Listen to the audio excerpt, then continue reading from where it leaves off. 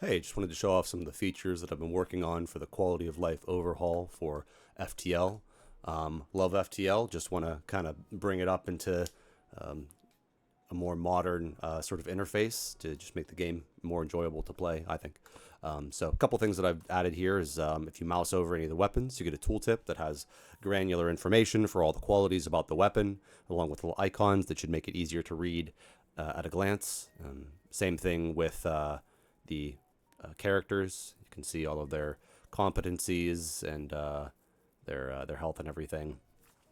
Also, it shows you the sell and buy prices.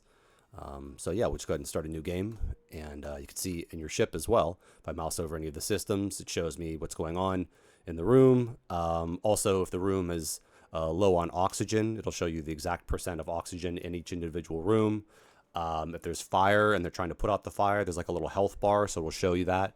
Um, we can click on our ship info button here. So at any time, you can see information about your ship. You can see all of the sort of numerical qualities, as well as looking at the individual systems, where they're at, and all of their qualities. Same thing with all of your crew members and any of the equipment and weapons that you have as well. This is nice just because a lot of times I'll be in the middle of combat and you're not able to click into your ship to look at things while you're fighting, and I'm like, but I want to know, I want to know things. So also, just in general, a sort of a philosophy is that you shouldn't have to go to the wiki to do stuff. It should just give you everything you need to play the game within the context of the game. One thing is that everything is set up in the settings menu here, so you can enable or disable whatever you want. So if there's something here that you don't like, just turn it off, whatever you want to do. Try to make it pretty flexible. Made some new icons for save crew positions and return to position. I just think they're a little bit more illustrative of what's occurring. Same thing with these buttons to open and close the doors respectively. Nice little animation there. Try to make that a little cleaner. There's also this bar you can adjust the game speed. So if I go to any new place, I added this too, so you can see how many jumps away anything is. But like, let's say I just go to the next one here. Okay, here's another thing. You can turn this on or off, but if you are in a place where, there's like 33% chance of three different things occurring, now you can make an informed decision about like what might those things be, instead of having it like a knowledge check to be like, have I memorized this event or whatever. So, I think I'll go ahead and fight. Here's another thing. When you start the battle, it starts paused by default instead of on by default. So you're not just like doing a reflex check to kind of, see if you can save a few milliseconds.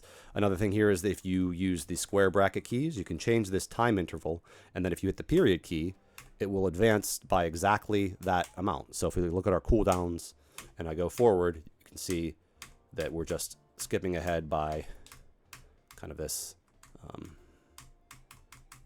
set amount. So I can adjust this too to be 0.25 or whatever. But yeah, you can set the game speed as well itself. So I could go very slow down to about 1/8 speed, and then I can crank it up and go maximum speed, which I think is capped at like 4x speed, I think. See, some other things here are the display, the effects are enhanced. So whenever an enemy shoots and it hits your shield, there's like a particle effect that occurs. For every different weapon, they have unique particle effects. So we have some fires here. We can see the fires are raging. So I can send my guy in, and he will clean up the fire. And it shows a little health bar for the fire, so you see how much is left as this guy is quickly dying. Another thing is for the any of the doors, if the doors are being attacked, it'll show a health bar over the door, so you can get a better idea of how much is left there. Yeah, there's like more screen shake, just more juice and sort of effects when things happen. Convenience button over here to select everybody who's wounded and just send them to the med bay instead of having to click around. Next to all the characters, there's also little numbers now that sort of represent the index of the characters. So 1, 2, and 3 respectively. So it makes it a little easier to see them. You can mouse over, a weapon, just like the sprite for the weapon, and it'll show you the details there as well. Same thing on the enemy ship. You can see the details of the weapon because this is like a known thing. We know this is a Lido missile launcher, so the qualities of that are known. However, if I want to look at any of these sort of hidden qualities of the enemy ship, it just gives you a high level description. It doesn't like, give you extra information. So I try to keep it balanced and fair in that way.